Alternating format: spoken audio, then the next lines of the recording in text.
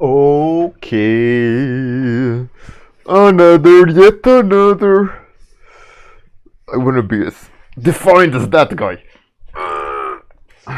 Sadly, I'm not. Sadly, let's see. No. That all those power, that power in there, I don't have. Rip. My cheeseburger body. Actually, I haven't had cheeseburger in years and years. Hey, that's Gizzialin. Look at that guy. Just muscles. His muscles. Crazy. 0% body fat, probably. Insane. Hey, Rollermaster, what's good? What is the good? So today's ref is this one. I chose it because there's more than one thing to study. You can study anatomy, you can study form, you can study pose, you can study face, you can study depth of field, you can study light and materials. There's a lot of different things that you can look at in this reference, you know, which is great.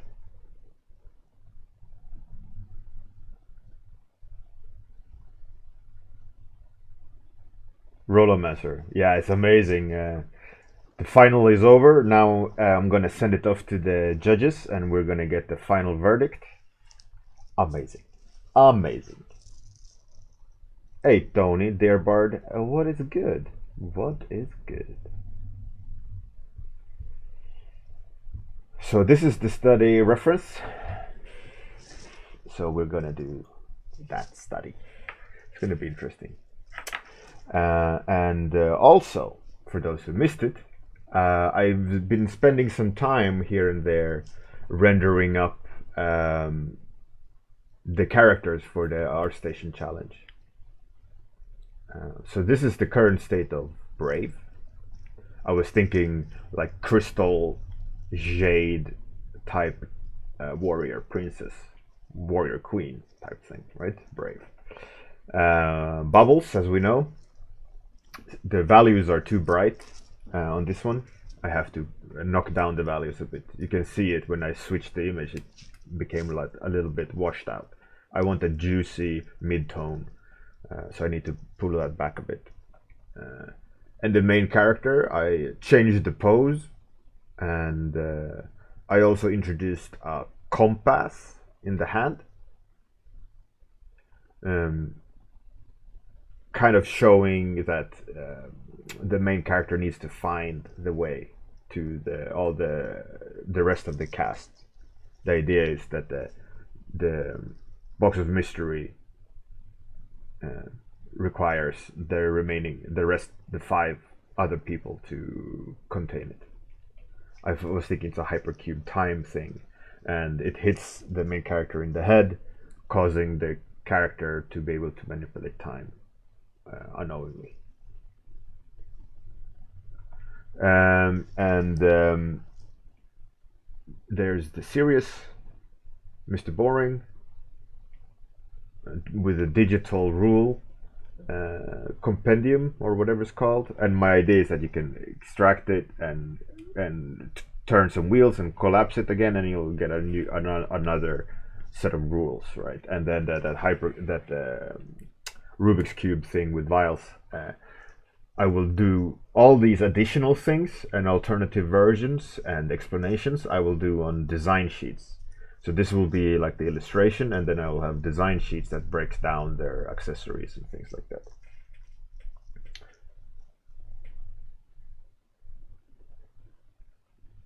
But why can't any other character use the compass?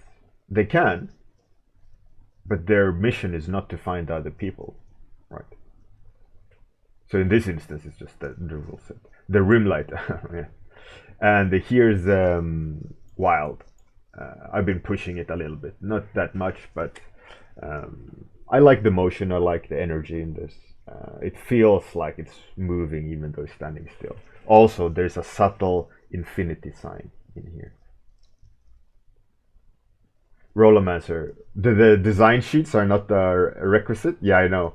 They should be. It should be because it's a character design challenge, not character illustration challenge.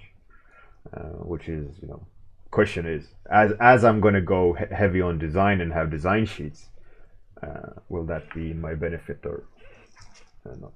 I don't know. So yeah, that's the state of the heroes. The only ones left I have to do is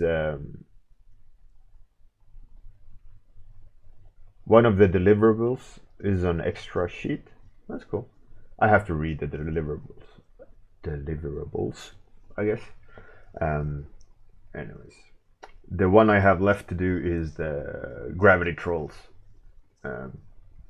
They have to be started, so I have time to do all the design sheets and callouts and stuff like that.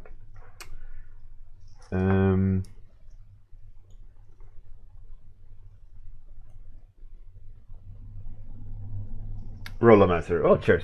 Cheers. Appreciated, sir. Appreciated.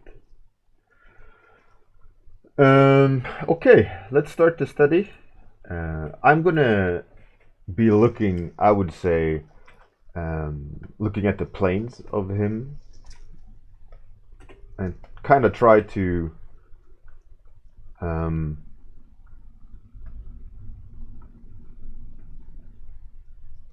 just get the overall good idea of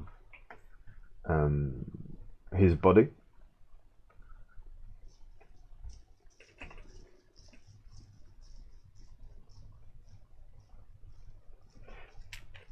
It says, work in progress artwork to show the progress of your entry, including silhouettes, back views, sketches, progress shots, etc. Zelin. Oh, that's interesting.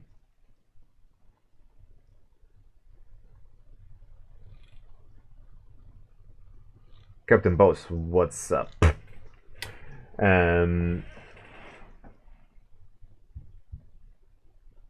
Fuchsia, how you improve design? I have a question, if it's okay to ask. What would you recommend to study or do as exercises to get the hang of shapes in design?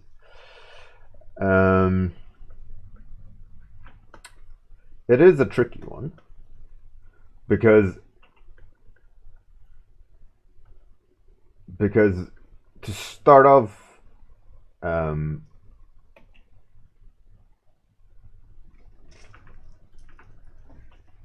each and every one of us have a different set of shapes, right?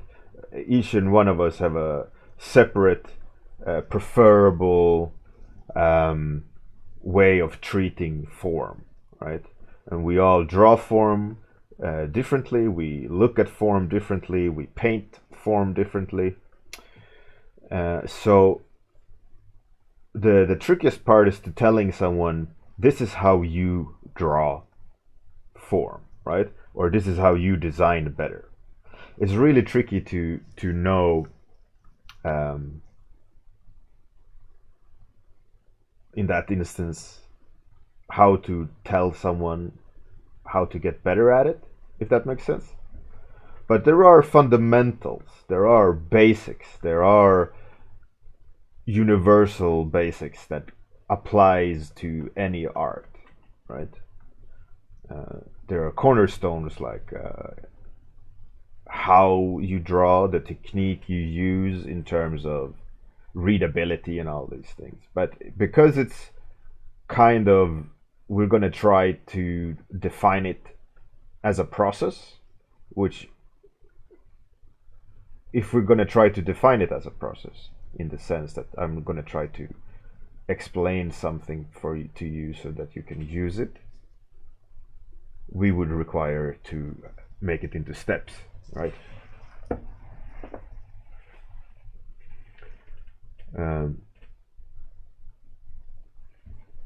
And it is a tricky thing, but like I said, it's about if we can break it down into steps, and those steps have kind of the rule sets are universal, that you can use them for anything. It's like fundamentals, right? Fundamental design basics. and they are not the end all be all of design rule, but it's about understanding the basics, and I'm using the basics now, right? But my level of drawing is far beyond basic, but I'm still using the basics. It's just that it's formed and forged over time, and I've adjusted the basics to fit my preferred style as I draw it, right? And I have evolved my drawing style over the years. So in that sense, if you want to learn design, the only thing I can suggest to you are the basics, fundamental design principles, and then you have to learn them and then adapt them. And again, the basics design fundamentals are my interpretation of them. So it's not, you can't look up this up in a book and that's the given answer, right?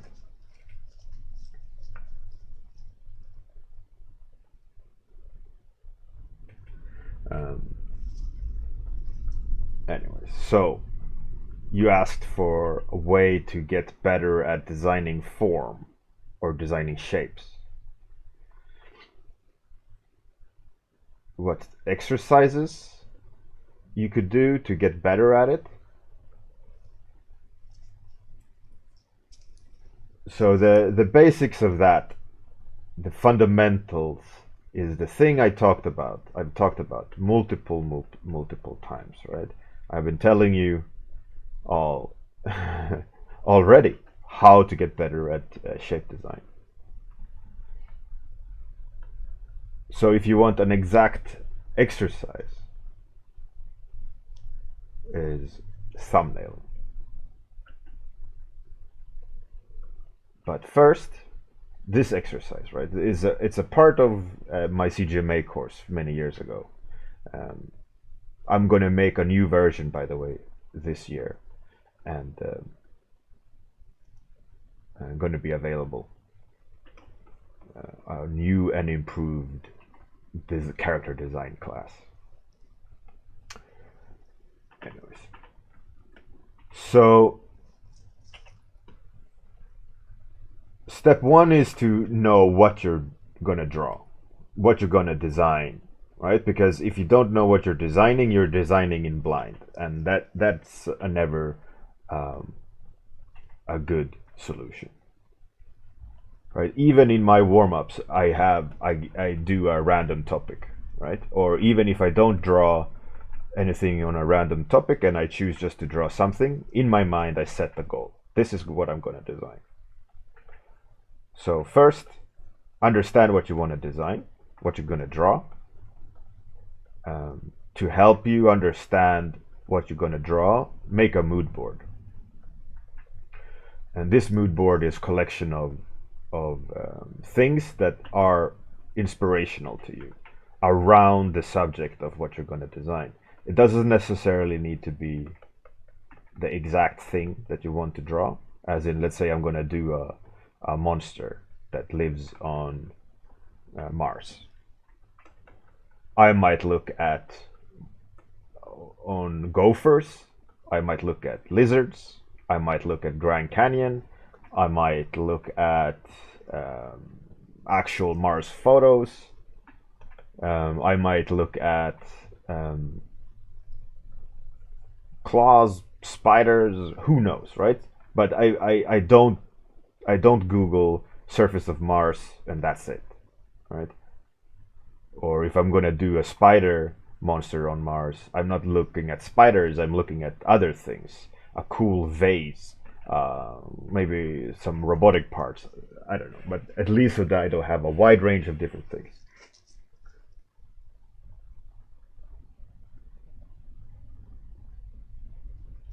So when you have that collection and you have a direction of what you want to design, you're going to start doing the exercise of designing, right? And this exercise you're going to have to do over and over in order for you to force it into your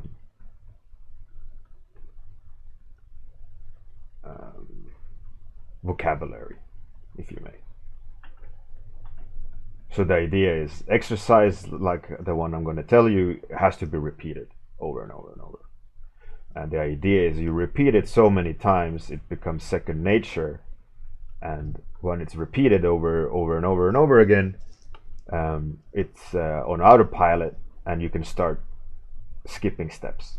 But in order for you to skip steps, you need to understand the first step, right? So after you've done the mood board, after you've thought about what you want to design, you stop yourself from going too crazy. So you limit yourself to 3 values: dark, medium, and light value. And with shapes, in shapes, you're drawing big, medium, and small shapes. The goal is to have an arrangement of them in a way where they're extremely simplified, and you're not and when you're doing the thumbnails, you're not drawing light. The goal is to have a collection of shapes that are void of light, that just describes the combination of shapes and correlation of shapes. So what I mean about that, very quickly, simply, is you draw, a shape. I'm doing it very quickly now, so you obviously need to spend a lot more time, right? A good combination of big, medium, and small in the outer silhouette.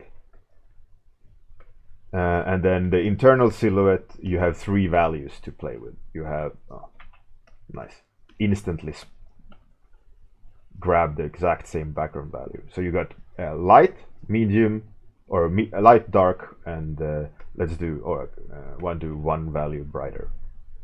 And then let's lower that, just so we have medium, dark. Yeah. Right, so now you have 3 values to play with, and you play with them and you design them like this. And the goal is not to design with light in mind. And when you're designing and you're looking at reference, you shouldn't think about what material is this. Is this transparent, or is this whatever? It's try to be as graphic as you can, and you just make sense of these shapes and designs, and you don't think about this is the light and this is the shadow of the object. This is just the local value and the local form of the object, and don't draw light. Don't start adding shadows or shades to the value. You're just simply designing, and you do that over and over and over, easily like 20 to 30 thumbnails of the same design that you want to have in the end, the subject, right, that you want, let's say the monster on Mars, right?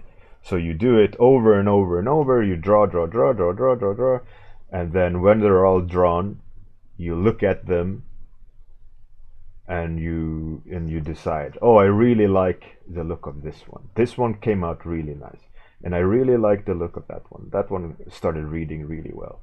But the trick is to not define it too much. Don't add details like, oh, this is a belt, so it needs stitches. This is a thing, so it needs this, right? You want to be as abstract as possible and only focus on big, medium, and small, light, medium, and dark. And you do that over and over and over. And when you picked a few that is appealing to you, you take them and you save them. And then you do the same thing again, but you're looking at the things you picked and iterating, let's say 3 versions of each. So you say, oh, this number 19 was really cool. And then you do 1, 2, 3 versions of number 19. And then number 8, when the first draft was very interesting, then you do version 1, 2, and 3 of that. And the exact same approach, exact same abstract thinking of combinations of shapes and values. And only after that, what you do is you redraw the thumbnail. You save it. You save the best version. You save the strongest version, and then you redraw it with definition, pose, all that. So you define pose, you define volume, you define anatomy and all these things. But as the further you move into the design, when you're redrawing it, you always have to look back at the thumbnail that read really well, the basic relationship between the values and shapes. But when you're working it up and you're redrawing it, you're actually adding now information of material, construction, all these things. And you try to maintain the relationship that you created in the thumbnail stage, just in a more advanced state.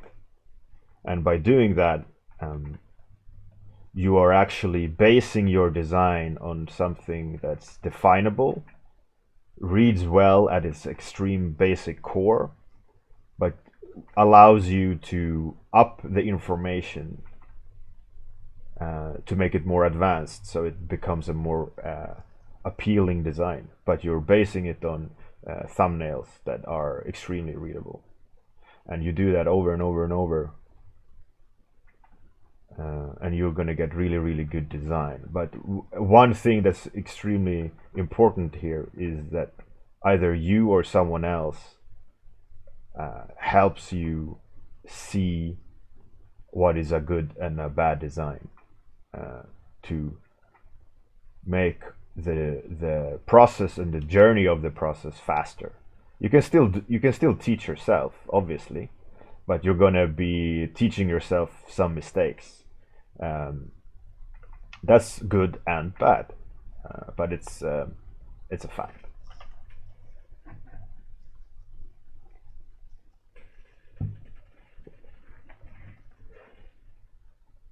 Zealin, should you design similar things over and over for the best effect? No, I would say no. You don't only draw spider monsters over and over in different combinations.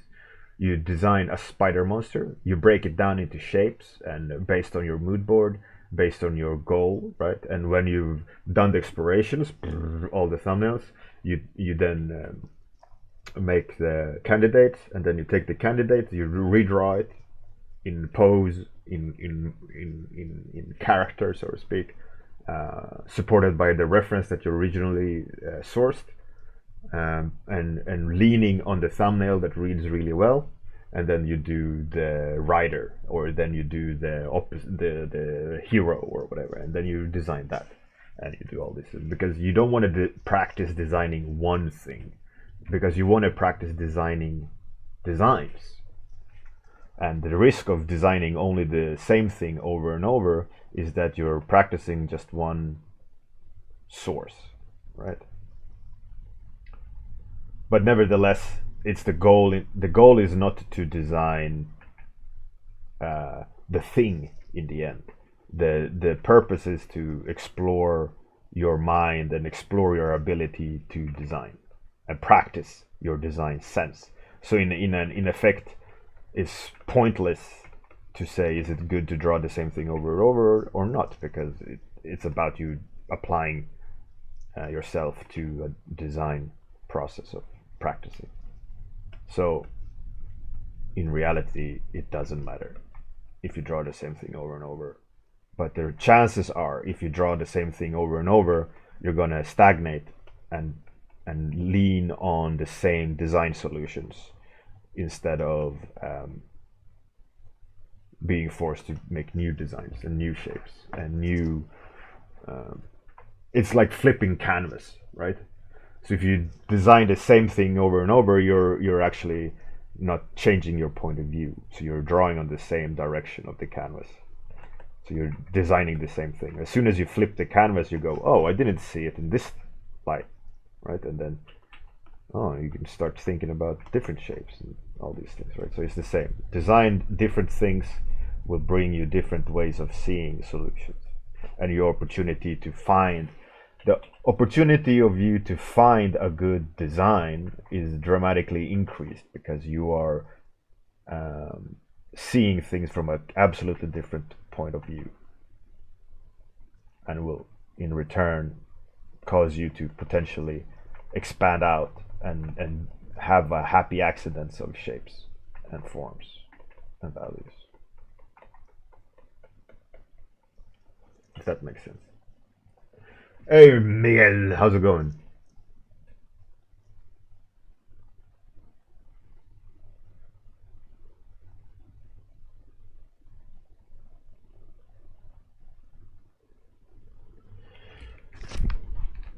Zeolin, it's extremely useful in design, and it's extremely useful in and learning a process of designing and having expedient design process where you, because if you understand the process, if you understand what is required by a design, you can reverse engineer mistakes. You can go, okay, what is actually wrong here? Is it the value or the shapes?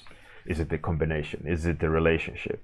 And when you've done those exercises over and over and over, this mentality is ingrained, and you're future proofing the design because you're basing it on fundamental principles that you can apply to anything.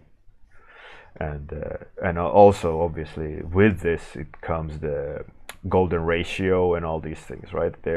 They belong to each other. Design and golden ratio and proportions and all these things, they have to be implemented with each other. And the golden ratio aspect is 70-30 rule or 80-20 rule, and it's extremely important because it forces points of release and tension. And if you don't have those proportions, a design has a big tendency to be crowded, and it's also obvious when you're doing the opposite, like these designs, right? I only have that many moving parts in the design, and it's all about shape, placement, and proportion. It's not very advanced designs in terms of like 57 arms and feathers and things, right? It's very boiled down and basic designs. It's just what's there has to be measured and controlled and have a reason for it to be there.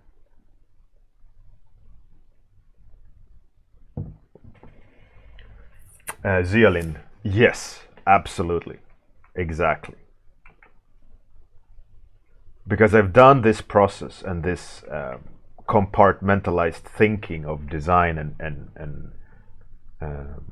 and also in process, in constructing a design, that my natural go-to is now that thinking process. And because I've helped so many artists improve their skill set over the years in a way where they maintain their own rights, to themselves, where I haven't tried to influence them too much, but the design thinking is still there. Let me show you one former artist at Opus, which is a clear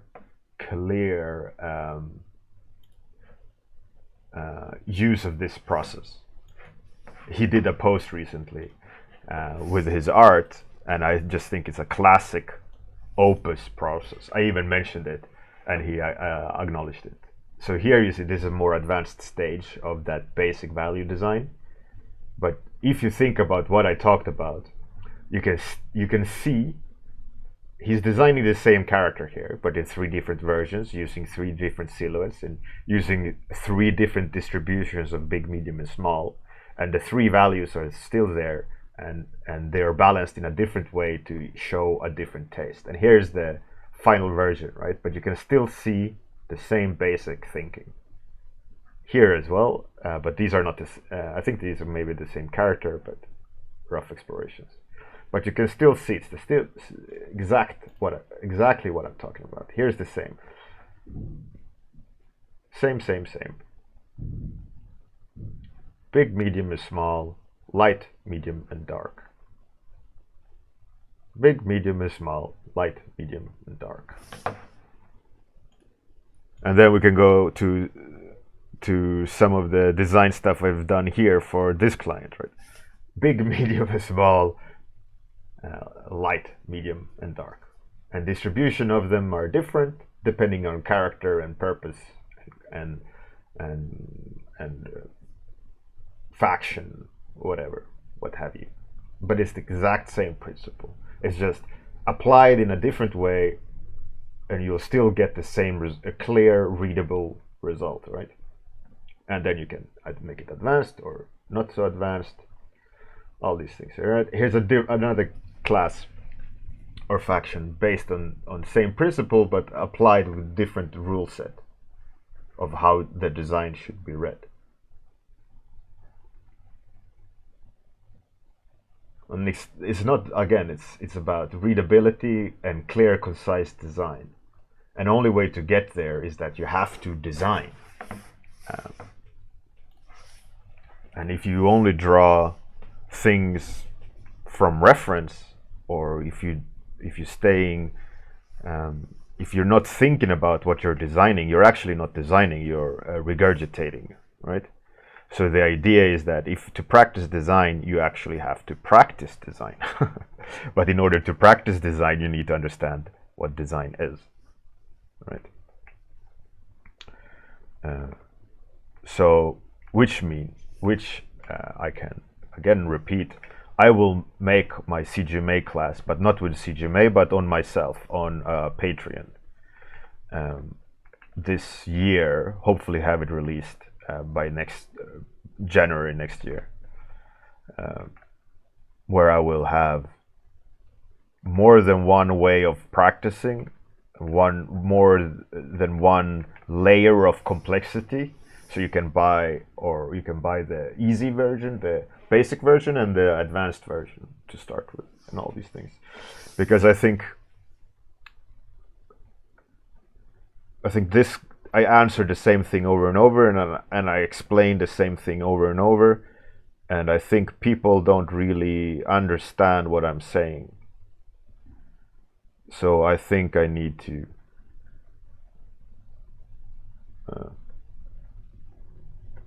spend time on making it very clear.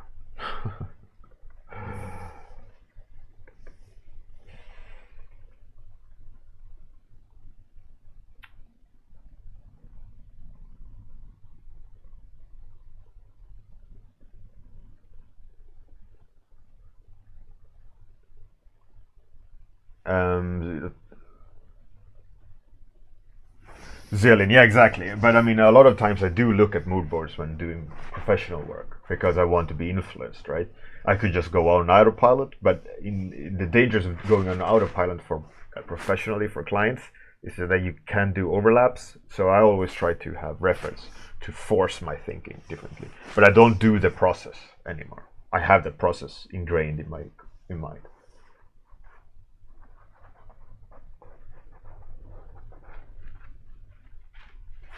Gria, the same principle is applied to environment designs. It's just a slightly different approach, but it's the same basic thinking. Rollomancer, some artists you consider masters of shape design. Oh, it's hard to say really.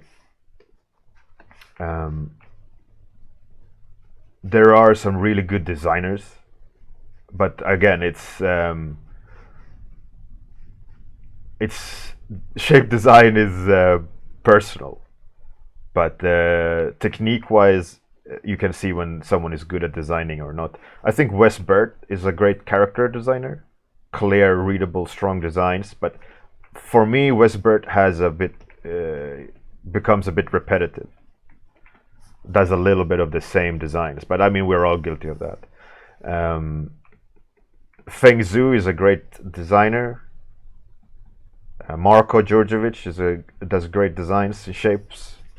My all-time favorite, I can't remember his name at the moment, but he's does some sick Keith Thompson. Could it be Keith Thompson? He does some really cool like diesel punk steampunk, strange designs. They are fascinating, absolutely fascinating. Ritas, the design shapes of my work or the other guy? The other guy is in useful links on Discord. The other one is just my ArtStation.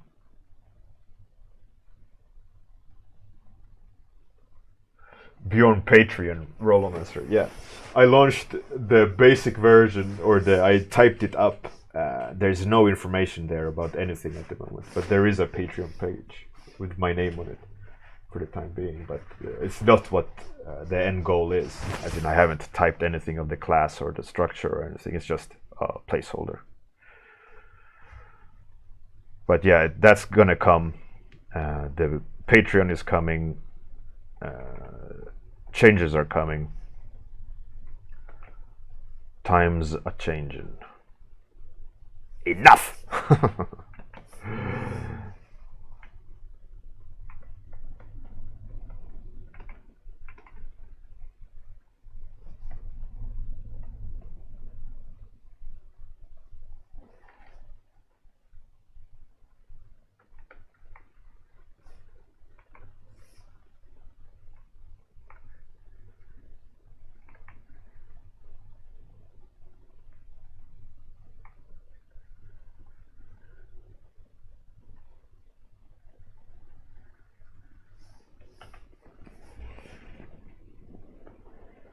Rollomancer, yeah, and what's his name? Moby? Is that his name?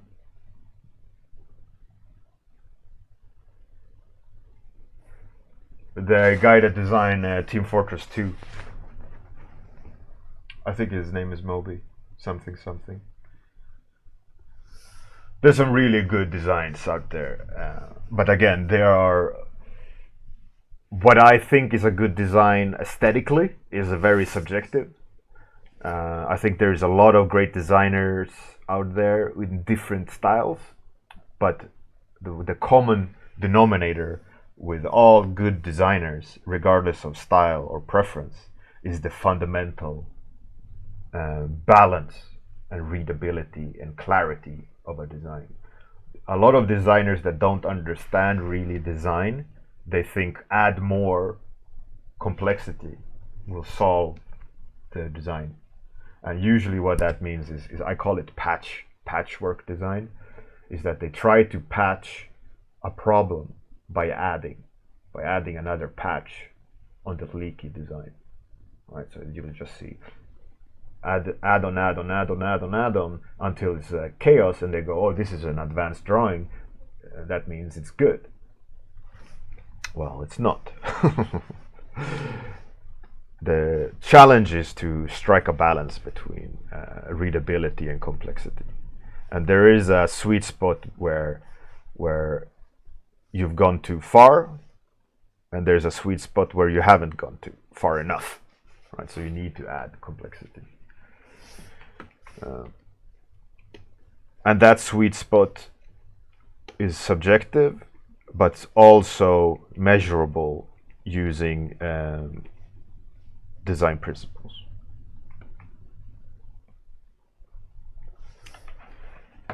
Moby Frank, yeah. There we go. Hey Joker, how's it going? Oh, hey Mimi, my auntie Mimi. Fantastic. All right, time is up. Some quick strange study of this fighter. Again, you can do the study in whatever fashion you want. I felt like I wanted to explore the planes of the reference and the light, just as a rough exploration.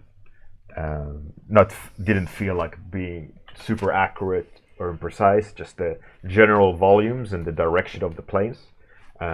The full reference, you can obviously pick and choose your poison, but make sure you declare it before you do the study, so that you have a clear and direct understanding of what you want to gain from it. So what I felt like I gained from this was the planes, the direction of the volumes. So let's find someone to raid.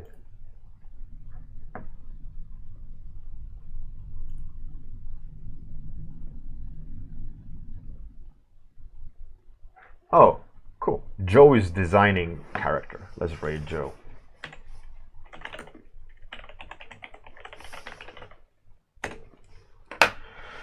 Right, as per usual, we're gonna do the outro and then take you to the raid. Don't go anywhere. Make sure you give Joe some love. Have a great day. Good night. See you tomorrow. For some interesting news, I think. Anyways, outro. Toodles.